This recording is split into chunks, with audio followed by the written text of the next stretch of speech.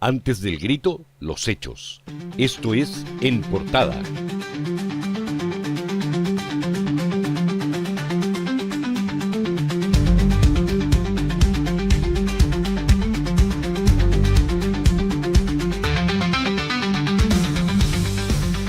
Bienvenidos a esta edición de En Portada en La Vereda TV. Hoy día vamos a hablar acerca de un tema que es importante, más allá del tema de los incendios, más allá del comportamiento del gobierno de Gabriel Boric, más allá también del anuncio que se va a hacer en media hora más respecto del nuevo gabinete ministerial de José Antonio Kast a partir del 11 de marzo. Pero hoy día, una noticia que también es importante es que comenzaron a reunirse en Davos los hombres y mujeres más poderosos del mundo, los que de verdad toman la decisión que después muchos de nuestros políticos y empresarios ejecutan en nuestros países. Quiero que usted se tome este tiempo conmigo porque lo que está ocurriendo ahora mismo, mientras usted ve este video, este directo, es algo que define mucho más que los titulares o las tendencias del momento. Define literalmente el marco en el que se va a mover el mundo entero durante los próximos años y como consecuencia directa, su vida, la mía, la de nuestras familias y la de nuestros países. Hoy día partió el desarrollo de la versión 2026 del Foro Económico Mundial en Davos. Un evento que oficialmente se presenta como un espacio de diálogo, de encuentro, de reflexión global, bajo un lema que suena muy bonito, muy amable para todos y de hecho casi tranquilizador. Este año eligieron de hecho el lema Un espíritu de diálogo. Y todos podríamos pensar que dialogar es algo positivo porque efectivamente lo es. Que sentarse a conversar sobre los grandes desafíos del mundo es necesario. Que juntar a los líderes principales de todos los países, a los empresarios, a los académicos y a las organizaciones va a generar las soluciones para los problemas que hoy día vivimos. Y hasta ahí, si lo miramos en abstracto, nadie tendría por qué oponerse ni criticar estas reuniones. Pero hay un problema y es precisamente que el problema no está en la palabra diálogo. El problema en realidad está en quién dialoga, desde dónde dialogan y para qué dialogan y sobre todo con qué consecuencias reales para todos nosotros, en un lugar que de hecho no es democrático, pero desde donde se decide lo que va a tener que hacer nuestra democracia una vez que finaliza esa reunión mundial. ¿Qué pasa?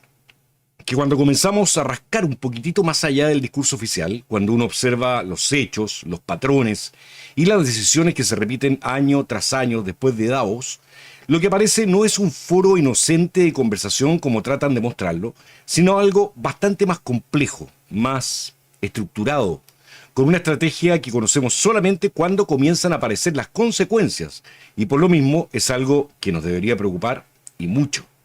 No solamente a nosotros, sino a todos quienes creemos en la libertad, la soberanía de las naciones y la democracia. ¿Por qué les digo todo esto? Hay que entender que Davos en realidad no es un lugar en el que participamos como ciudadanos. No es una cumbre democrática. Y tampoco es un espacio donde estén representadas las personas comunes. Davos es un evento al que solamente se puede llegar por invitación. Un evento cerrado, financiado y estructurado en torno a las mayores corporaciones del planeta y a los centros de poder político y financiero más influyentes del mundo. Ellos son los que deciden el futuro de todos nosotros desde allá.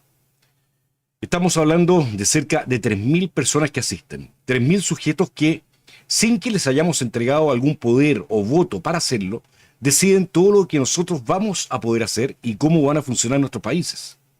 Allá van los jefes de Estado, este año Donald Trump es el foco principal, el miércoles le toca de hecho a él dar su discurso principal, así que atentos. Pero también van otros presidentes, ¿verdad? De Chile no va nadie, prácticamente, de hecho no va ninguna delegación oficial.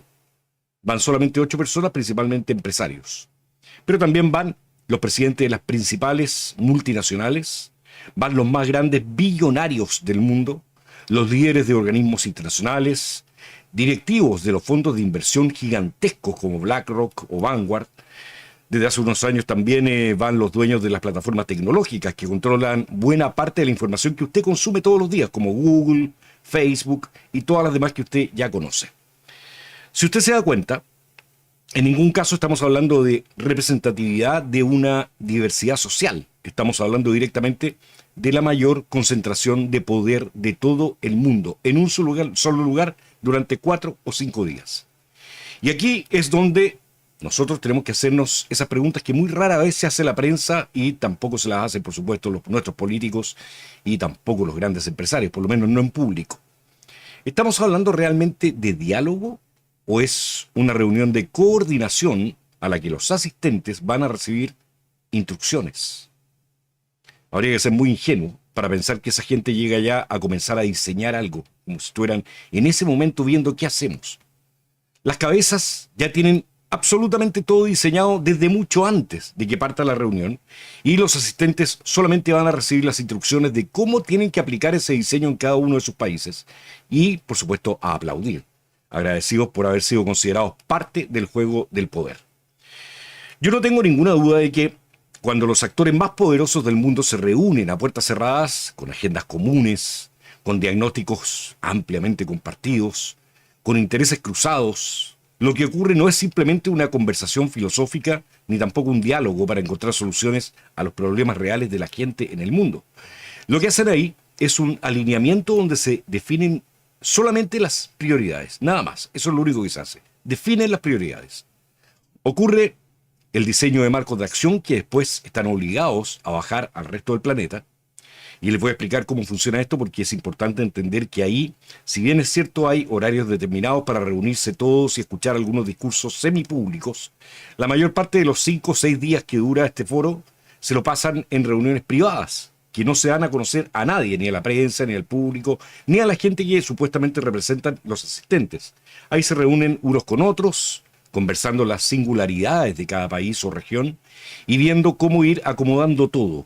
Cuánto gana cada uno de ellos y cómo evadir a los que no estén de acuerdo, a las constituciones también y cómo evadir también las leyes de cada nación. Y aunque usted no lo crea, esto no es una teoría conspirativa, porque tiene muchos hechos observables reales. Cada año, después de Davos, vemos cómo determinados conceptos comienzan a repetirse en los discursos presidenciales, en los proyectos de ley, en las reformas estructurales, en las políticas públicas, y todo esto pasa en muchos países al mismo tiempo, incluso en países que aparentemente no tienen nada que ver entre sí. Nombremos, de hecho, algunos pocos ejemplos, y le aseguro que a usted le va a hacer mucho sentido. Está la transición energética acelerada, la digitalización total, la identidad digital, terminar con el dinero digital, los criterios ESG, que son los que evalúan el desempeño de las empresas en sostenibilidad y responsabilidad. Y otros conceptos que han ido apareciendo y que antes no existían son la gobernanza global, la colaboración público-privada y las reformas inevitables. Lo más notable de todo esto es que el lenguaje es siempre el mismo o muy parecido, y los argumentos también. Y aquí aparece un punto clave, que me gustaría que analicemos juntos y que de hecho voy a tratar de hacerlo sin los prejuicios ideológicos, aunque me cueste en temas como este. Pero de todos modos, esta crítica no viene solamente desde un sector. Aquí no se trata de derechas, de izquierdas, ¿verdad? Todo este problema que genera este tipo de reuniones de los amos del poder es compartido por analistas libertarios, por movimientos antiglobalismo, por académicos críticos, por organizaciones que denuncian la concentración extrema de la riqueza y también por ciudadanos comunes, como usted, como nosotros y muchos más, que simplemente sentimos que las decisiones importantes ya no se toman donde deberían tomarse, es decir, no se toman por nuestros gobernantes, sino por gente que decide por ellos desde afuera. Cuando analizamos lo que pasa en Davos, ¿usted ve igualdad de condiciones entre los participantes? ¿Ve una relación simétrica entre un presidente de un país pequeño y el presidente de un fondo que maneja billones de dólares y que están a disposición de ese país pequeño? ¿Ve un equilibrio real del poder? ¿O lo que ve es una relación donde unos llegan a ofrecer, a pedir, a alinearse y otros llegan a definir las reglas del juego para entregar, prestar o darles una cuotita de poder, por más miserable que sea, que es lo que muchas de las personas que asisten allá ansían, pero con toda su alma?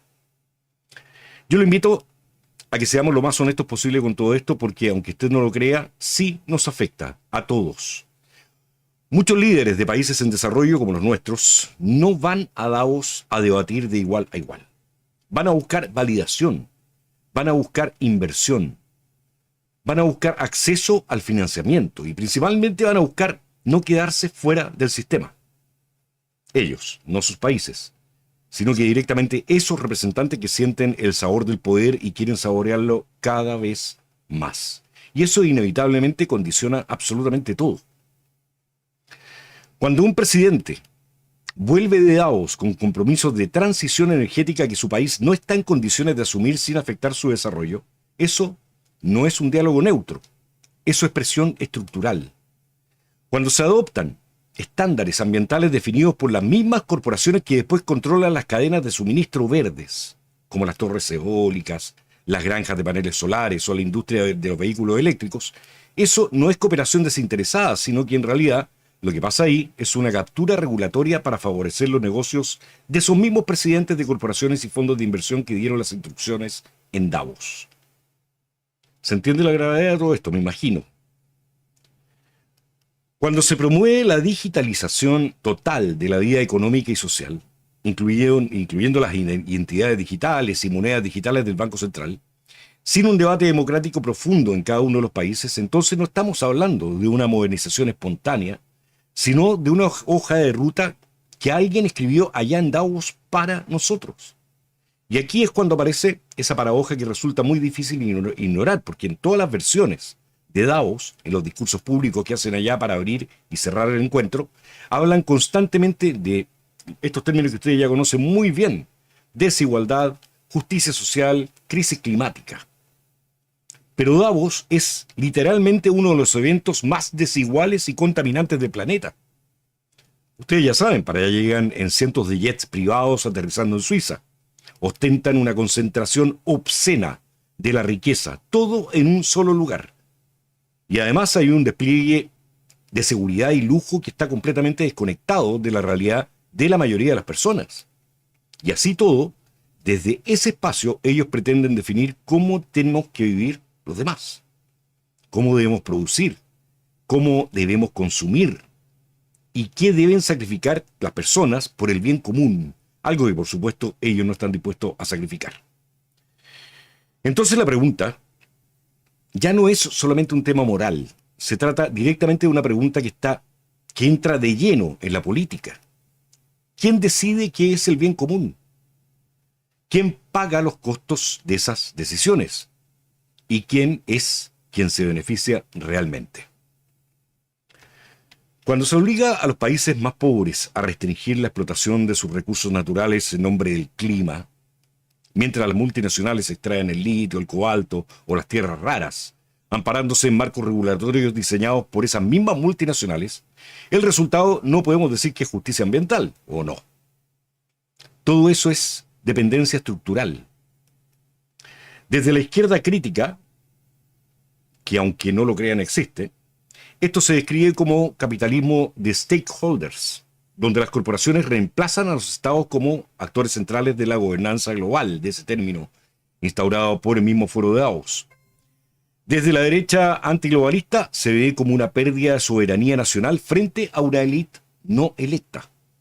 Y aunque usen lenguajes diferentes, el diagnóstico siempre converge en el mismo punto central, que es que el poder se está desplazando fuera del control democrático, lo están manejando esas élites, que muchas veces ni siquiera han pisado nuestros países, ¿cierto? Así que, de hecho, si quiere conocer un ejemplo medio macabro de todo esto, podríamos hablar del programa de formación de líderes del propio Foro Económico Mundial. Durante años, jóvenes políticos, aspirantes a políticos y empresarios han sido integrados a las redes globales, formados bajo una visión común del mundo, de la economía, de la sociedad. Aquí en Chile, Diego Chalper de Renovación Nacional es uno de ellos y de hecho ya está allá en este momento, como todos los años. Y después, cuando estas personas logran llegar al poder en sus países, entonces con toda su fuerza implementan las políticas sorprendentemente alineadas entre sí. No porque sean idénticas, sino porque comparten el mismo marco mental y además tienen que pagar los favores, sobre todo el que los hayan considerado como parte de este poder. ¿Recuerdan ustedes hechos como la pandemia, la gestión de crisis, el cambio climático, la digitalización, el control de la información. Yo no sé si van atando los cabos con todo esto. En todo caso, no estamos hablando de una sala secreta donde alguien da órdenes directas. Ojo que estamos hablando del poder blando, de la influencia cultural, ideológica y la influencia técnica también. Un poder que no necesita imponerse por la fuerza porque ya ha moldeado la forma en que los que toman las decisiones acá entienden el mundo. Y eso probablemente es lo más delicado de todo este fenómeno, de lo que significa realmente Davos.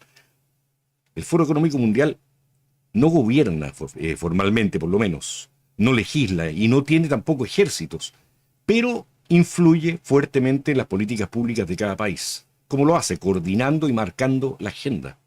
Lo hace sin tener que hacer ninguna rendición de cuentas democrática, sin que usted haya votado por nadie de los que define esas prioridades, sin que existan tampoco mecanismos reales para cuestionar o revertir esas decisiones.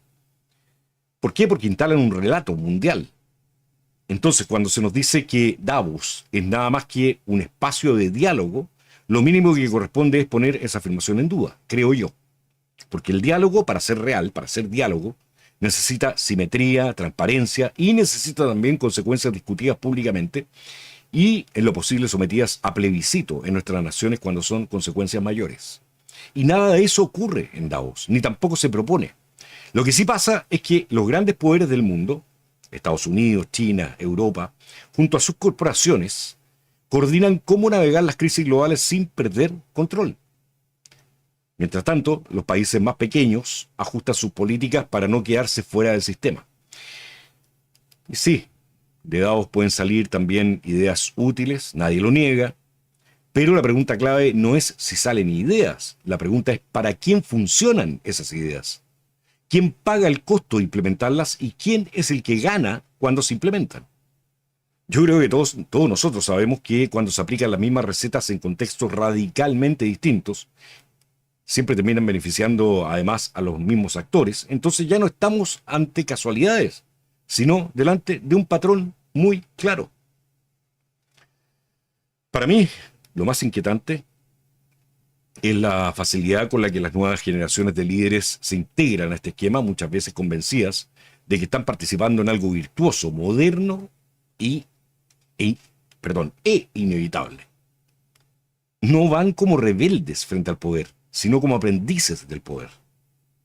Davos, en ese sentido, tenemos que entender que no es solamente un foro, es una cultura, es una forma de entender el mundo impuesta por esta gente.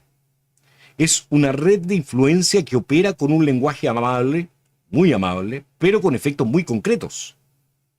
Por eso es tan importante hablar de esto sin fanatismos, sin caricaturas y sin caer en el absurdo de negar la complejidad del mundo moderno. Pero tampoco podemos quedarnos en la ingenuidad del que piensa que esas corporaciones y organizaciones hacen todo por una extraña filantropía que busca construir un mundo mejor. Yo no sé qué piensan ustedes, pero yo creo que el futuro no debería ser diseñado por una cúpula reducida de personas ansiosos de poder que no le rinden cuentas a nadie. El futuro tendría que ser discutido por sociedades libres, informadas, con instituciones fuertes y soberanas, y para eso cada uno de nuestros países debería ser capaz de colocar toda esta información encima de la mesa y permitir que como ciudadanos responsables podamos participar para frenar cualquier engaño diseñado desde allá.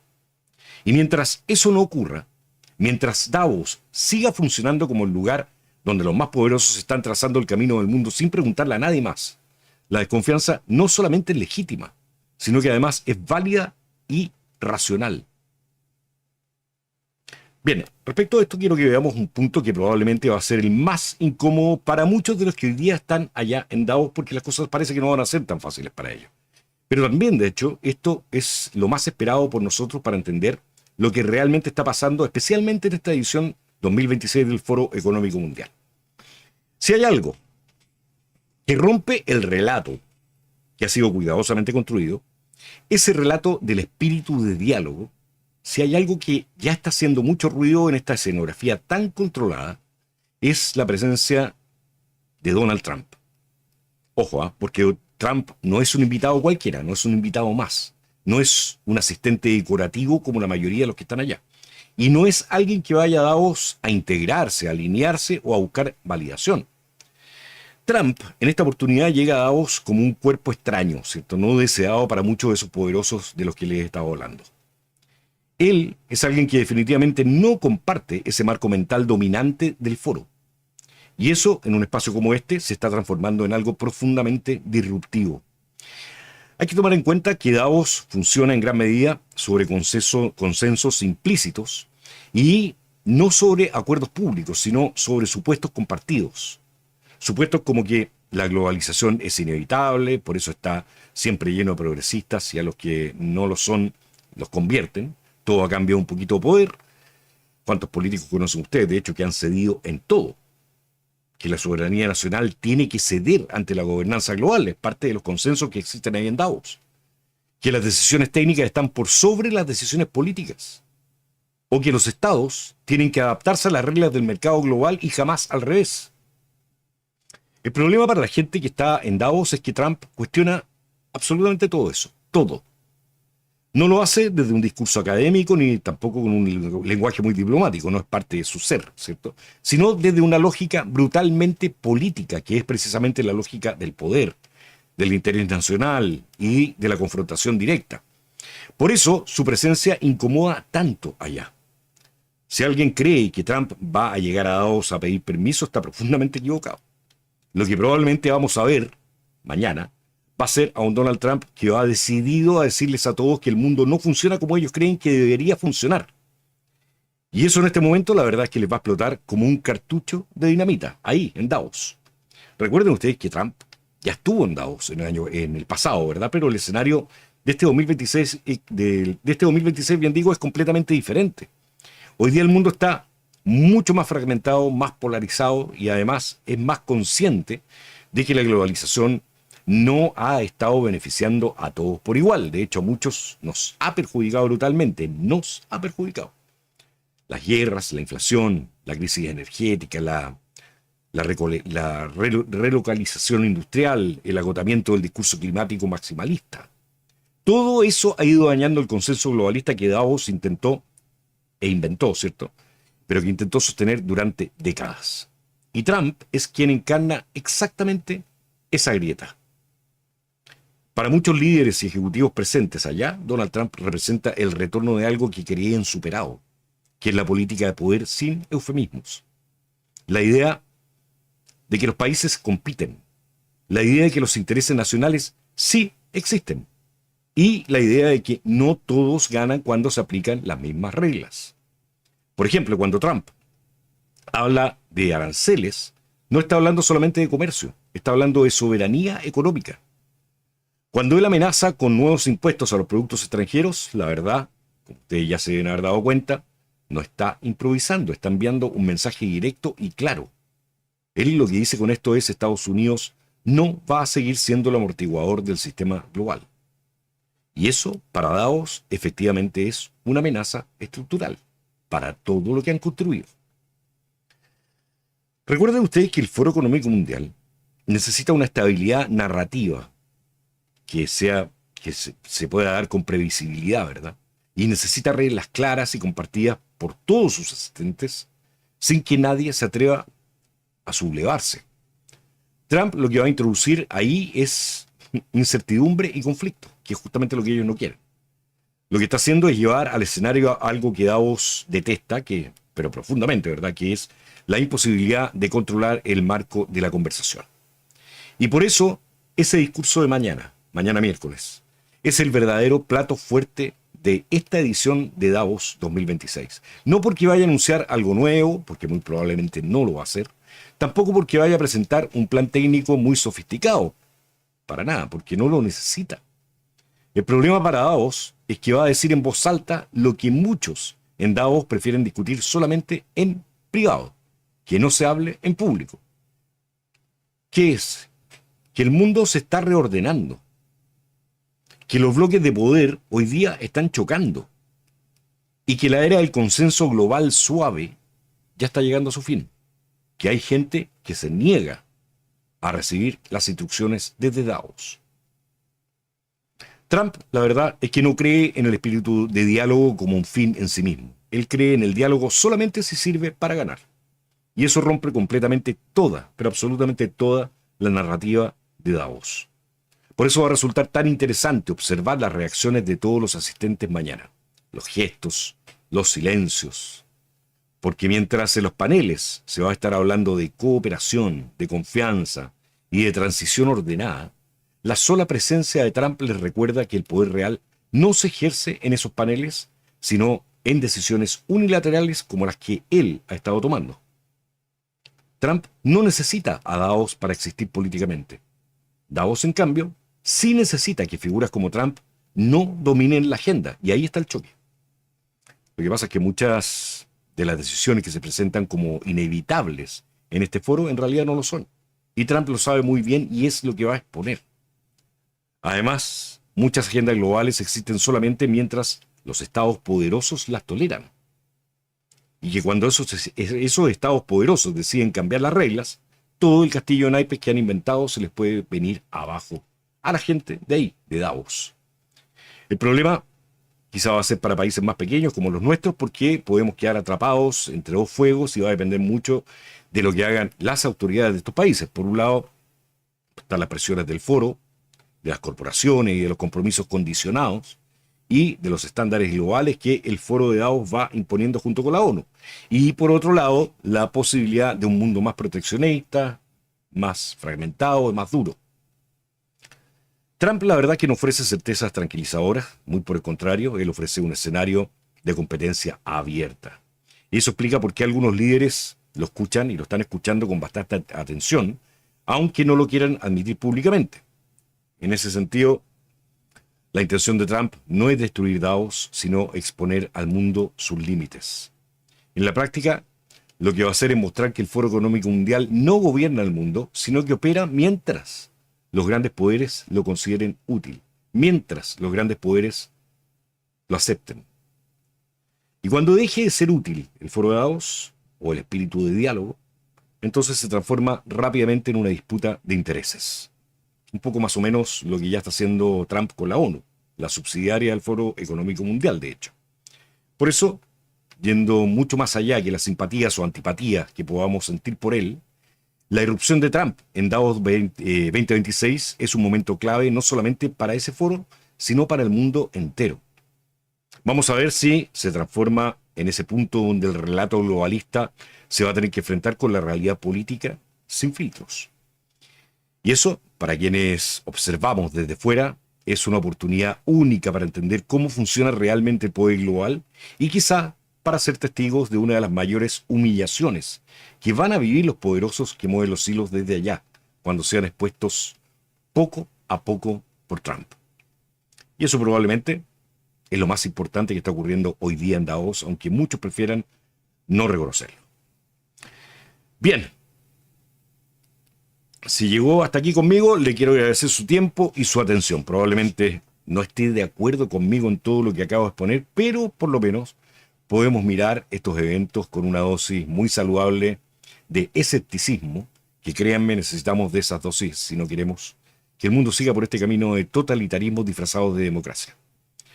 Hay una cosa clara, cuando el poder se disfraza de diálogo, lo mínimo que corresponde es escuchar con atención y después ponernos a pensar por nuestra propia cuenta, sin imposiciones que lleguen de la mano de los asistentes que estuvieron en los cócteles de bienvenida, de despedida allá en Davos. ¿O usted está dispuesto a escuchar lo que tiene para decirnos de vuelta en 4 o 5 días más el señor Diego Chalper y seguir sus instrucciones? Yo no. Lo invito a dar me gusta a este directo para que me ayuden a llegar a más personas. Ustedes saben que mientras más me gusta tiene un video, más lo recomienda YouTube e Instagram a otras personas. Y si quiere apoyarnos para que podamos seguir adelante con el trabajo que hago aquí en La Vereda TV, recuerde que en la caja de comentarios bajo el video se encuentran los links para poder apoyarnos. Normalmente ustedes saben que no pido apoyo, pero sí lo agradezco siempre porque es muy necesario. Voy a tocar un par de temas con ustedes antes de terminar, ¿verdad? Que son temas que están ligados al tema de los incendios. Principalmente me han hecho llegar un par de audios de personas que están coordinando las ayudas allá en las regiones que están siendo afectadas por estos incendios devastadores, dramáticos, que están cubriendo la zona centro-sur de Chile.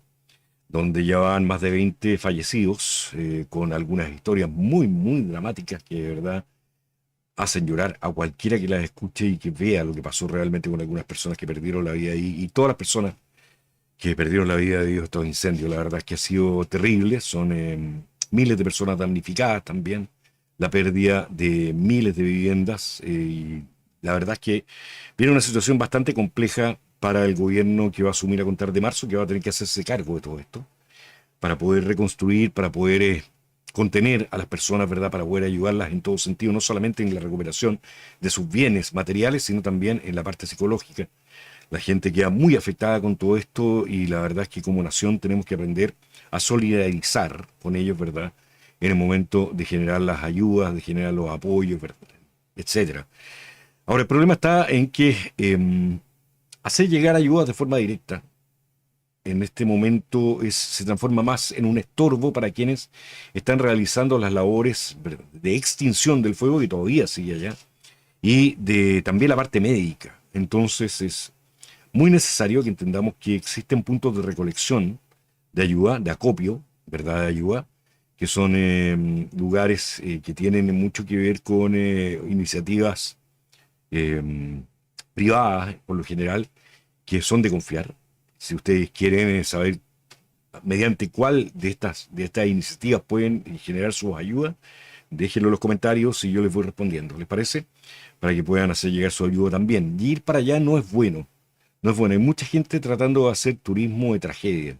Y la verdad es que eso no corresponde en este momento. No hay para qué ir a ver lo que está pasando. ¿Mm? No es necesario. Y más que ayudar con eso, lo que están haciendo, aunque vayan a dejar ayuda, lo que están haciendo con eso es entorpecer las labores de, incluso de las investigaciones que se están realizando para poder dar con los causantes de todo este incendio, porque indudablemente son intencionales. Entonces hay que dejar trabajar a la gente que está en este momento trabajando para poder llevar adelante todas las labores que se necesitan para poder superar esta tremenda tragedia. Y para eso están los puntos de acopio, ¿verdad?, de las ayudas que ustedes puedan hacer llegar. Eso por un lado. Por otro lado, las personas que tengan, que sean del sector de salud, de la salud, de acuerdo a lo que me hizo llegar ya aquí, ¿verdad?, con algunos audios de gente que está involucrada allá. Las personas que tengan la credencial de salud, médicos, enfermeras, etcétera, pueden entrar. A pesar de que Carabineros no lo permita, ¿verdad?, no está permitiendo en este momento el paso de los particulares, aquellos que pertenecen al sector de la salud, para que vayan a ayudar a cubrir esta emergencia, sí pueden acceder. Lo único que tienen que hacer es llevar su credencial, ¿ok? Para que puedan entonces ir a ayudar a aquellas personas que estén dispuestas a ir y que pertenezcan al sector de la salud. Van a ser muy, muy bienvenidos, ¿ok? Así que eso por ahora respecto a esto. Recuerden ustedes que en este minuto ya debiera comenzar eh, a, a hacerse pública el gabinete con que va a partir José Antonio Kast el 11 de marzo del 2026, ¿ya? Así que vamos a ir cortando esta transmisión por si quieren ir a ver de qué se trata, cómo les va eso. Les comento que voy a ser parte de un nuevo formato que estamos haciendo, pero que la parte bueno, pues yo soy un invitado nomás. Quienes están organizando son Jorge Aguirre y Carlos de Contracultura, que van a hacer el Contracultura Summer Camp, que va este sábado 24.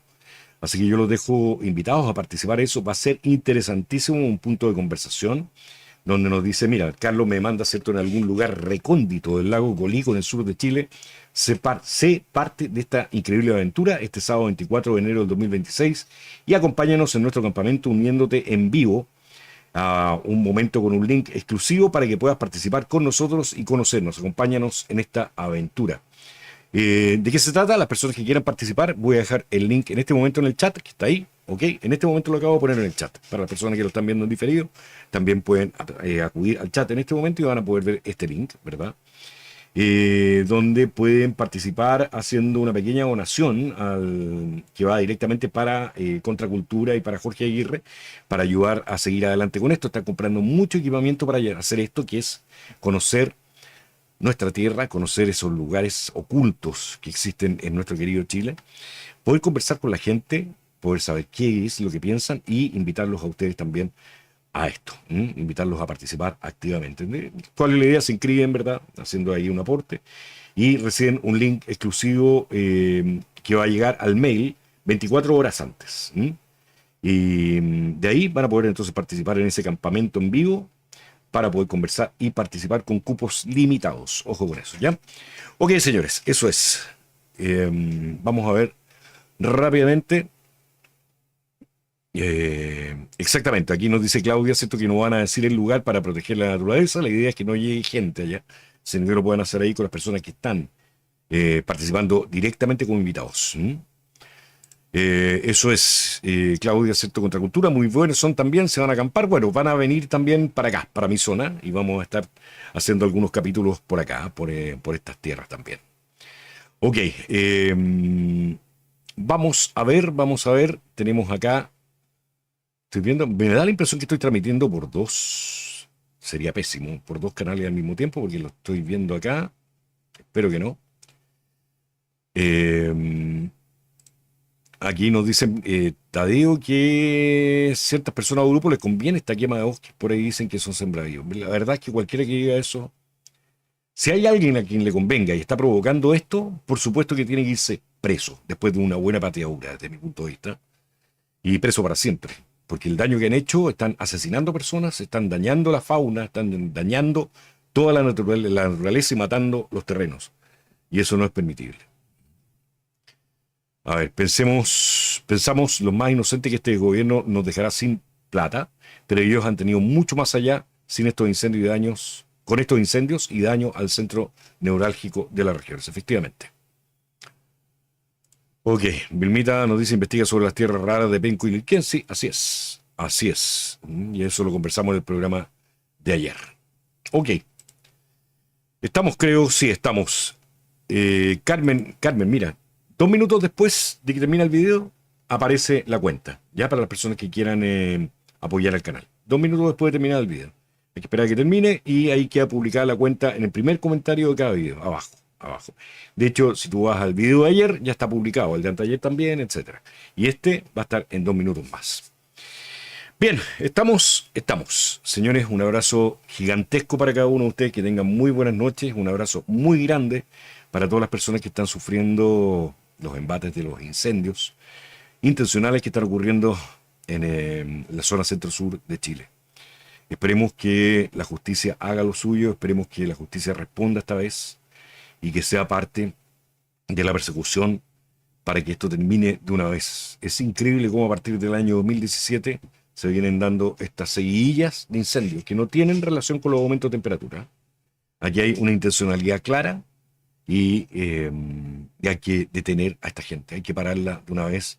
Hay que hacer que quien inicie un incendio de estas características o cualquier característica sea condenado a una condena tan larga que no le queden nunca más ganas ni siquiera de encender un encendedor para fumarse un cigarrillo. Nunca más. Bien, a seguir trabajando con Dios, por la patria, por la familia y por la libertad. Viva Chile, mis estimados amigos, viva Chile libre y soberano, viva este Chile que nosotros vamos a seguir defendiendo siempre, mientras nos den las fuerzas, mientras Dios nos acompañe. Y creo que eso va a ser hasta el final de cada uno de nuestros días. Que estén muy bien, que descansen. Nos vemos. Chao.